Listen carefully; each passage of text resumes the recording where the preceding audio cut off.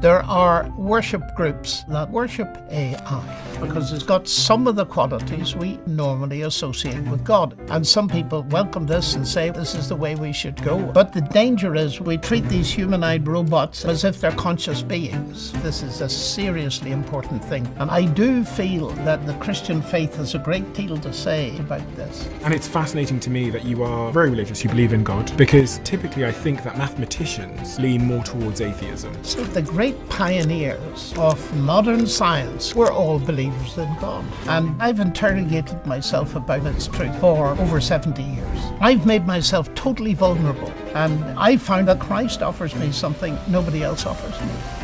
Peace in my heart. The peace of knowing that I have real forgiveness. Things like, for example, God has met people even in death row. And I never forget looking through the door of a Russian security death row. I went up to the door and a chap came over and looked at me. He killed 12 women. And he said, I deserve to be here. And then his face just burst into what I can only describe as a ghastly smile. And he said, I met Jesus here and he forgave me. So on this point of forgiveness, would the serial killer be forgiven and allowed into heaven? And then how do you know that this thing you've committed yourself to is true? So I have had several experiences, enough to tell me, look, this stuff is real. Okay, so this is super interesting to me. My team give me this report to show me how many of you that watch this show subscribe. And some of you have told us, according to this, that you are unsubscribed from the channel randomly. So favour to ask all of you, please could you check right now if you've hit the subscribe button, if you are a regular viewer of the show and you like what we do here. We're approaching quite a significant landmark on this show in terms of a subscriber number. So if there was one simple free thing that you could do to help us, my team, everyone here, to keep this show free, to keep it improving year over year and week over week, it is just to hit that subscribe button and to double check if you've hit it. Only thing I'll ever ask of you. Do we have a deal? If you do it, I'll tell you what I'll do. I'll make sure every single week, every single month, we fight harder and harder and harder and harder to bring you the guests and conversations that you want to hear. I've stayed true to that promise since the very beginning of the Diary of a CEO, and I will not let you down. Please help us. Really appreciate it. Let's get on with the show. John Lennox. yes. You've published over 70 peer-reviewed mathematical papers, co-authored 2 research texts at the Oxford Mathematical Monograph series, and you've really become a pioneer in many domains through your career. But for anyone that doesn't know you, what is the most important context they need to understand the reference points, experience, education that you're pulling on that is going to inform all of the subjects we talk about today? I mean, I've written a number of papers. I got a certain amount of international recognition. I chaired Oxford and all the rest of it. But I think the real value of that has been the training in logic, really saying that mathematics works. The fact that it works is, for me, one of the strongest evidences that this is what I call a word-based universe. We can use mathematics to describe things about how the universe works, thinking God's thoughts after him, Kepler's famous statement. But also, we've lived to see a biological revolution where we discover biology's word-based as well with the human genome.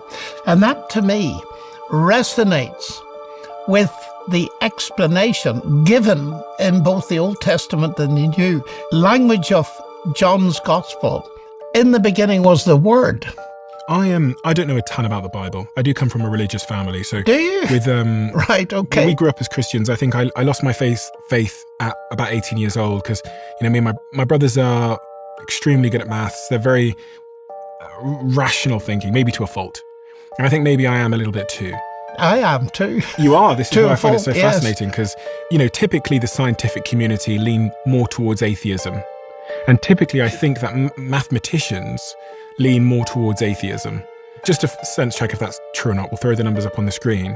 So I find that to be a fascinating conversation, which I'm looking forward to have with you today. Mm-hmm. Interestingly, you wrote this book and the word AI is on it. It says God, AI, and the end of history. Why are you so concerned, dare I say, about artificial intelligence as a leading pioneer in maths and sort of philosophical thinking? Well, because I'm interested in the bigger picture. Anything that raises questions about the nature of human identity. And I was first struck by the drive for artificial general intelligence. It's really become it looks as if it's the prime motivation of people like Sam Altman and so on. It is really hitting the headlines. But within that, there's the notion of transhumanism. What does that mean?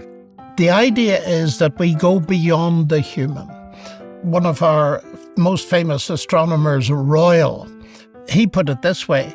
He says, in the distant future, it won't be organic brains, it'll be machine brains. And he seriously believes, as do a number of scientists who are not science fiction authors, that there will be some kind of merger between humanity and machines to have a transhuman, something that's beyond the human, and something that is, they hope, super intelligent, got all the human properties and much more.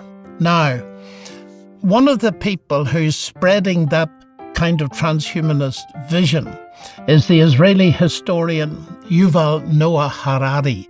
And he's written a book called Homo Deus, the man God.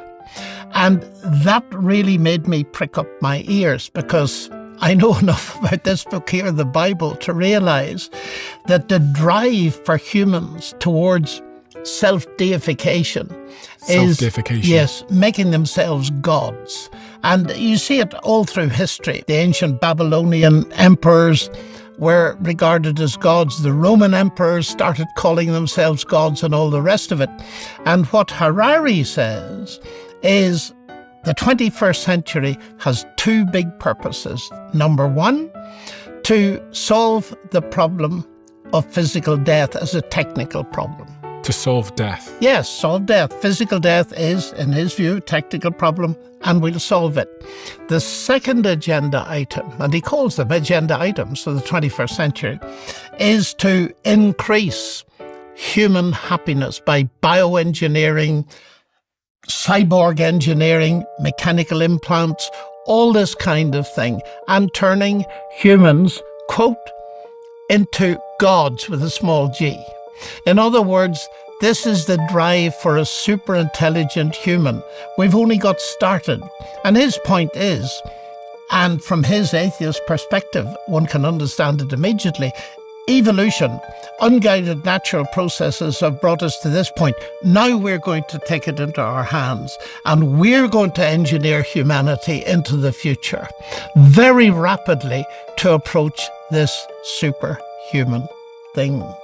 Now, I hear that and I see that, but I see that as huge implications for one of the fundamental teachings that's behind, I would argue, Western civilization.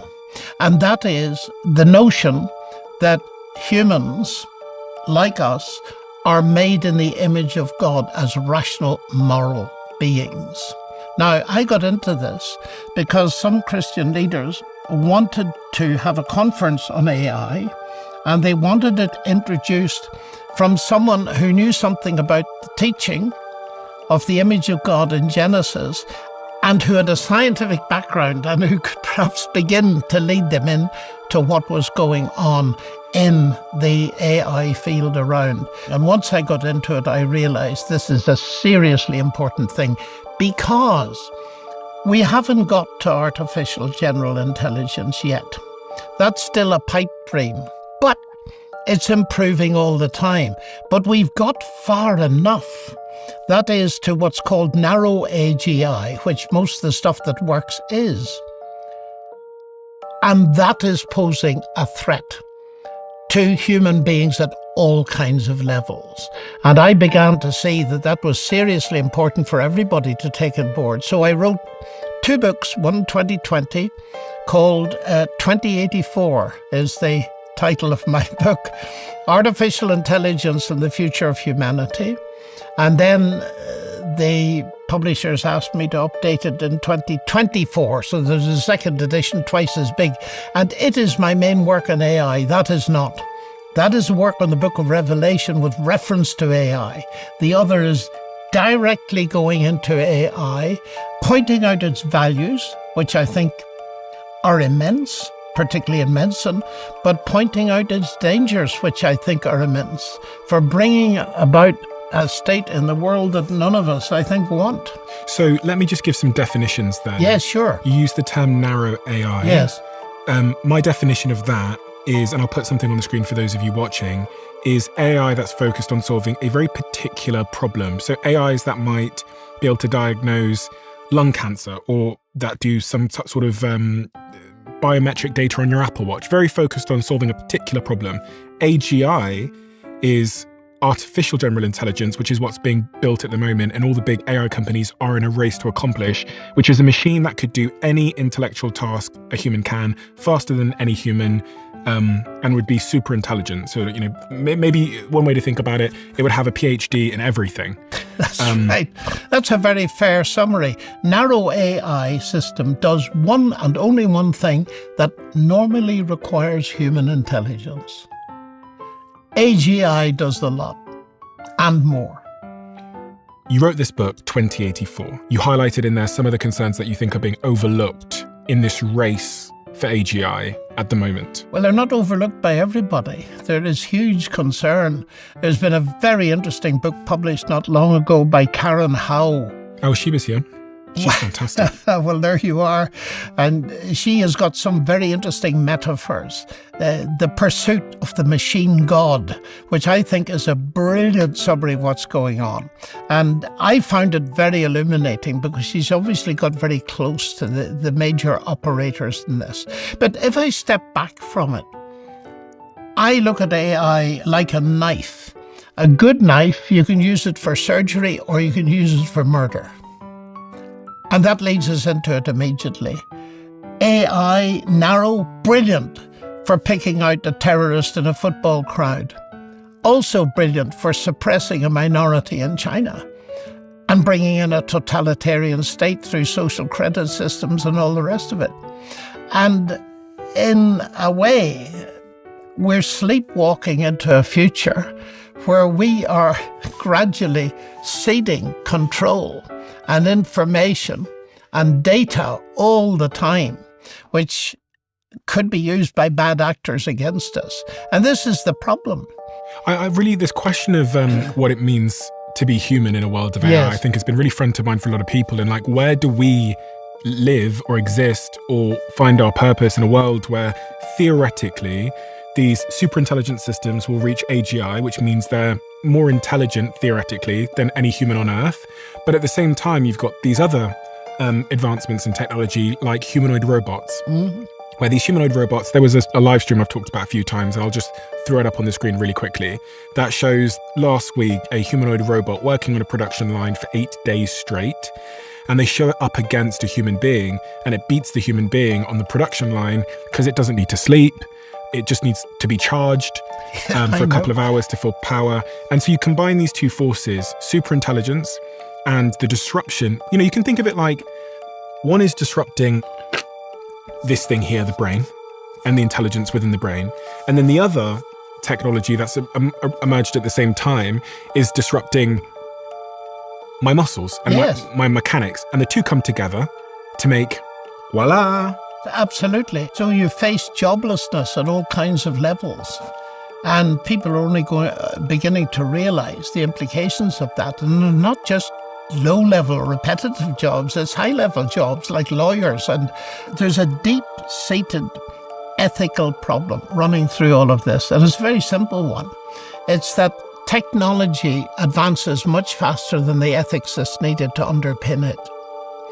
And the difficulty is the people that have all the power will say, well, we need some ethical control of all of this, but we need to get on with the research to make it safe for you. So let us get on with it. And you can be a bit skeptical about the motivation there. It's a colossal power grab. And I do feel that the Christian faith has a great deal to say to this arms race, if you like. The power that is being forced in to having a technology that becomes the ultimate source of truth. Now, those two concepts, power and truth, clashed centuries ago in a very famous trial. And it's the trial of Jesus. And I used to wonder a lot, why is there such detail about the trial of Jesus, until I realized what it was about. Jesus was put on trial for political terrorism, to put it in modern terminology. He was a threat to the Roman power base. And Pilate, the governor at the time, put him on trial and conducted the trial himself, which was most unusual, and said, "Are you a king?" And Jesus looked at him and said, "Well, not in the sense you mean. To this end I was born, and to this end I came into the world, that I would bear witness to the truth." And Pilate famously responded, "What is truth?" and went out and declared Jesus innocent of the charge. And then he said to him, just a bit later, "Don't you know I have power to crucify you?" And Jesus quietly said, "You would have no power against me unless it had been given to you from above." So there's one of the most famous confrontations between power and truth. And that statement that Jesus made, "I have come to bear witness to the truth," I regard that as the main motivation for my life. I'm trying to bear witness to truth as I see it at all kinds of levels in my own limited way. And that's what bothers me about AI. It's a reductionist. We're reducing people to machines. And you said to me a few moments ago that flagged up a thing in my mind that's very important. We need to be very clear what AI is and what it isn't. This is a machine. Machines do not think. Machines do not have qualia. They do not understand the redness of red. They do not experience emotion. They have no consciousness. And you see, I believe that the genius of God is that He's made you and me, and He's connected in us consciousness and intelligence. The machines are not conscious, but they simulate intelligence. And the experts are very clear that they're not trying to construct intelligence for a very simple reason. They have no idea what consciousness is from a scientific point of view.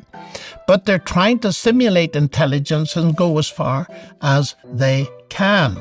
And therefore, the danger is we anthropomorphize everything. We treat them as if they're conscious beings. And we need to step back and realize that we are conscious beings. And that gives us a supreme dignity and value. To reduce ourselves to merely machines, or on the other hand, merely animals, is to demean our value. And then where are you going to get value from?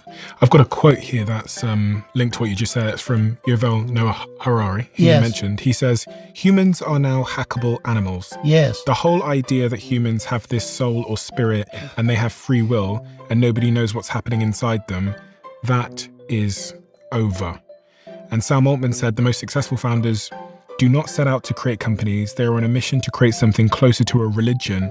And at some point it turns out that forming a company is the easiest way to do so. And lastly, a former Google engineer said, "What is going to be created will effectively be a god.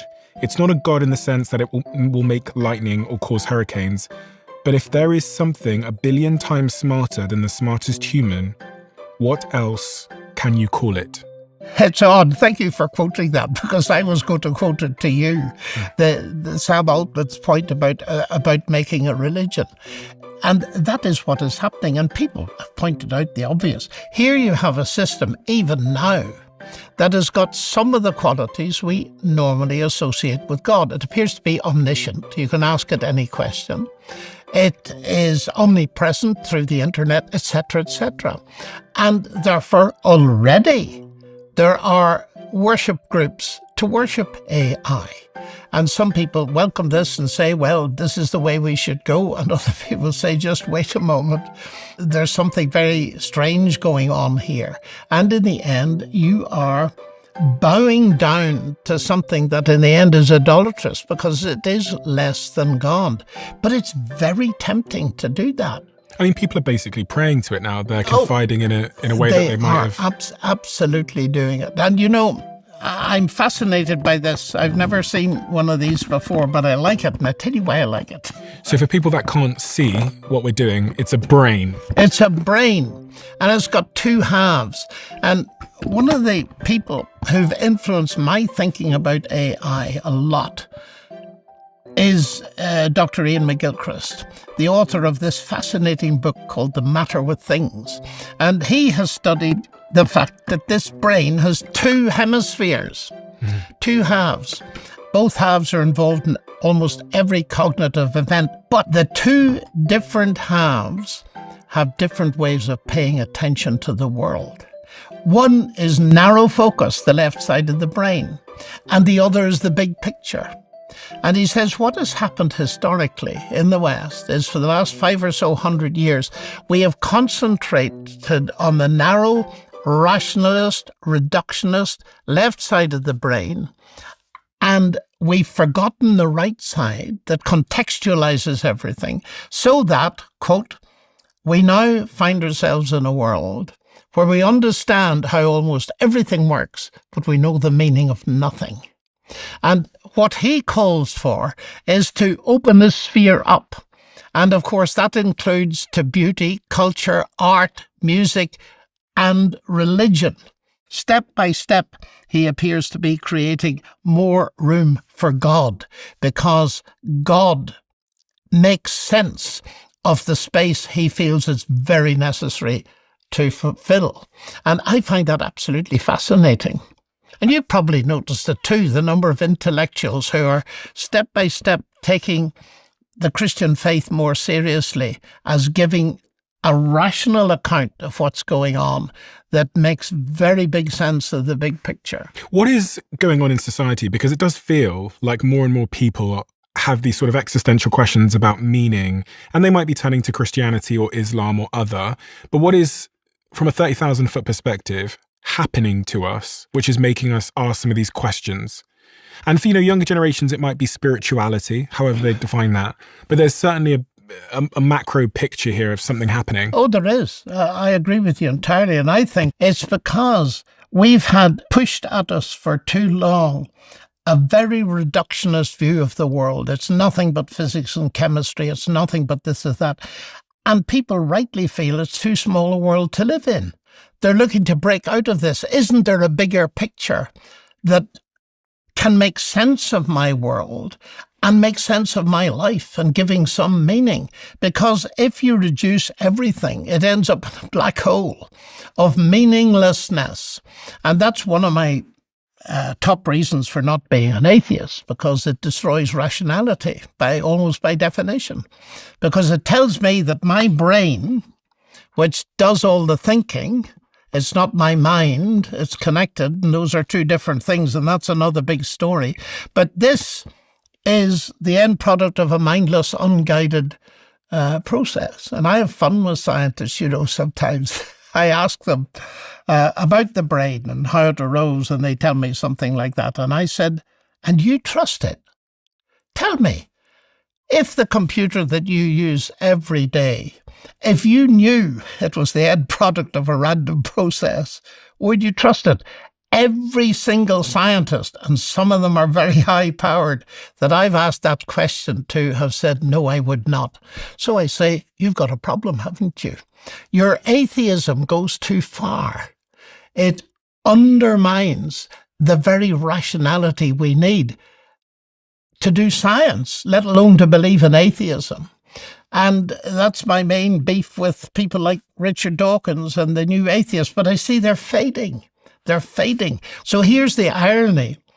Atheism, claiming rationality, destroys it. Whereas I believe the Christian faith also claims rationality in the sense that evidence-based, we shout about that a lot in science and medicine, and rightly so.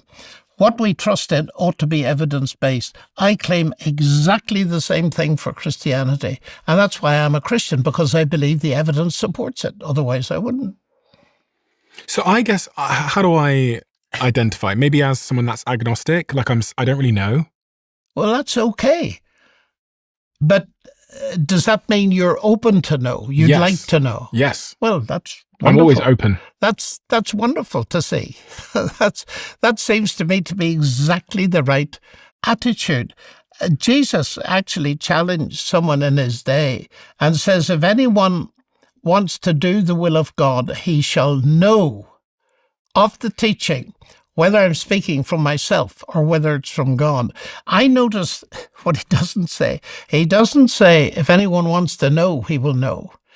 If anyone wants to do, he will know. And the difference between the two, and I'd be interested in your response to it, is that being prepared to do something when you know it is more than just knowing it and possibly just leaving it on the table. In other words, Jesus is interested in people who are going to take the step of trust and following him. And that's the big deal. There should be a button just down below here. And if it says subscribed, you're already subscribed. If it says subscriber, that means you're not yet. And if you're not subscribed, please could you do us a favor and hit that button. It helps the show more than you know. And according to the algorithm, you're someone that watches our show, but you haven't yet hit that button. Thank you so much.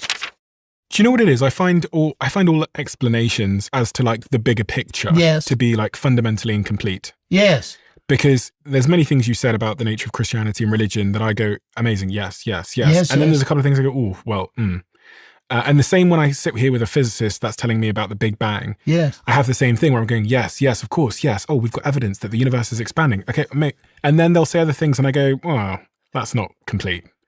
And so I find myself sat on the fence. I would love you to convince me. I mean, it's not your responsibility to do so, but where does that journey of believing begin for someone like me?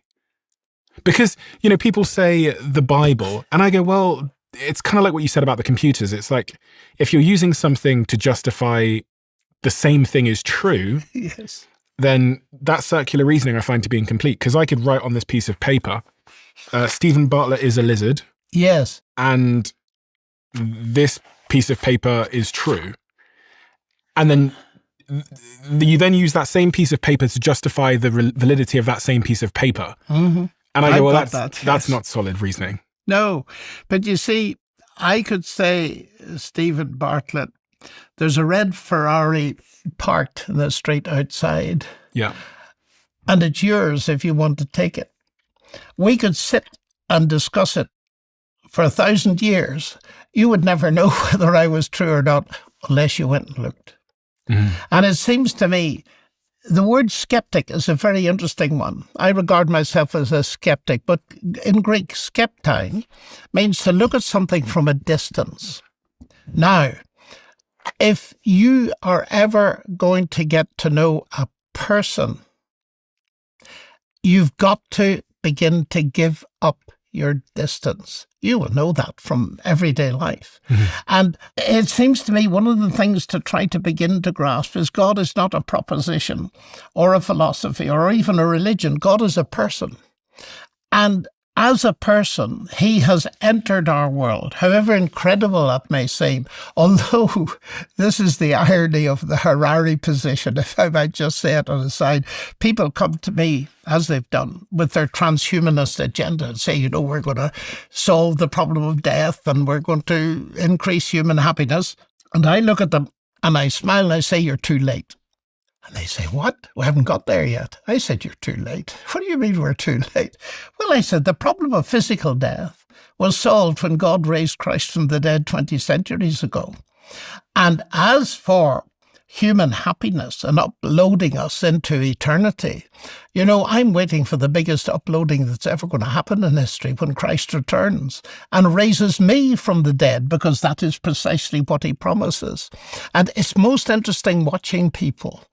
And I say, isn't it fascinating that your transhumanism consists in humans reaching out to become little gods, whereas Christianity is the exact opposite. It talks about a God who became human so that he could give us life and give us a new relationship with him. What really completes the circle for me is that my relationship with God is a relationship which is based on the solution to the really hard problem. And that is the problem that I, by nature, have not always done good. And by my own standards, I've failed. Now, all this talk of transhumanism, AI, and everything else, what it's trying to do is to build paradise, utopia, without facing the problem of the damage that humans have caused to themselves and one another. They will not face the sin problem. Christianity, to me, doesn't come. In the football career, you go through a lot ups and downs and a lot of difficult moments. And let's say the ones that suffered most, that family.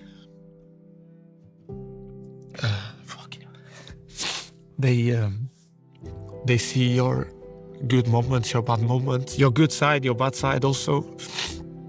But they always stand by you. Your time at Manchester United's been a bit of a roller coaster like this. And so on that day when you get a big offer to leave Manchester United for a contract that was worth reportedly 200 million, why didn't you go?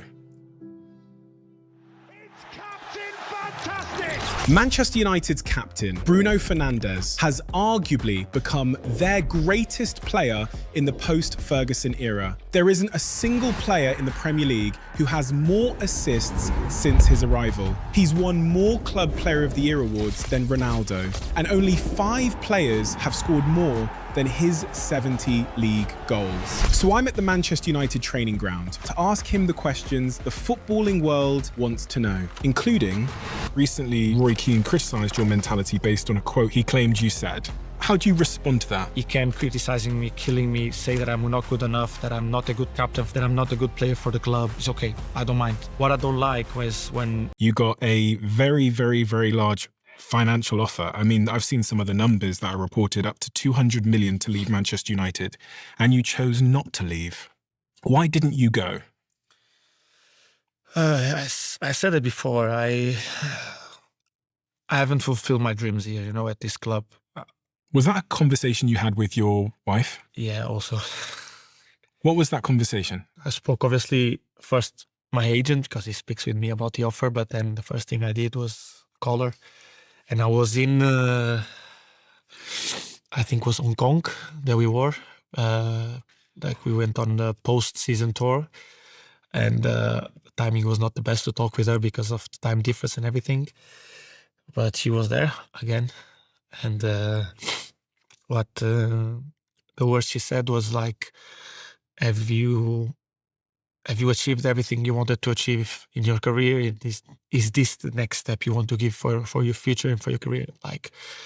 Because obviously this is the league I want to be. This is the best league in the world. This is where I'm going to enjoy my football as I'm not going to enjoy it in any other place. So we still have dreams to fulfill. Why does that make you emotional? I don't know. Talking about family, it's tough. Just because in the football career you go through a lot ups and downs and a lot of difficult moments. And let's say the ones that suffered most are them, because they see your good moments, your bad moments, your good things, your bad things, your good side, your bad side also. But they always stand by you, so that's the most important thing you can have in life. Recently, Roy Keane criticised your mentality based on a quote he got completely backwards. He claimed you said, "I should have shot, but I made the passes," and used that to suggest that you were chasing individual assist stats. But everyone who actually listened to the interview, including myself, knows you said almost the exact opposite. You were being self-critical of yourself and saying you should have passed the ball instead of shot because you wanted the best for your team. How do you respond to that? How do you deal with that when you hear it and you go, that's not what I said? Yeah, to be honest, I've always said, I don't mind criticism. I've always take criticism from everyone and anyone, and I never replied to anything or whatsoever. People have an opinion, they think it's good, bad, whatever. What I don't like was when people lie about things. And this case that you said about Roy Keane, basically what he said is a lie. And luckily for me, is everything on record. Imagine if he wasn't, then people will think oh yeah, Bruno is the guy always trying to get the assist. I even asked Ole his number to text him, to be honest, to have a word with him, to say that I don't mind the criticism. I don't like when people lie about things that I say, because this is it goes a little bit over the top of the things that I think are acceptable.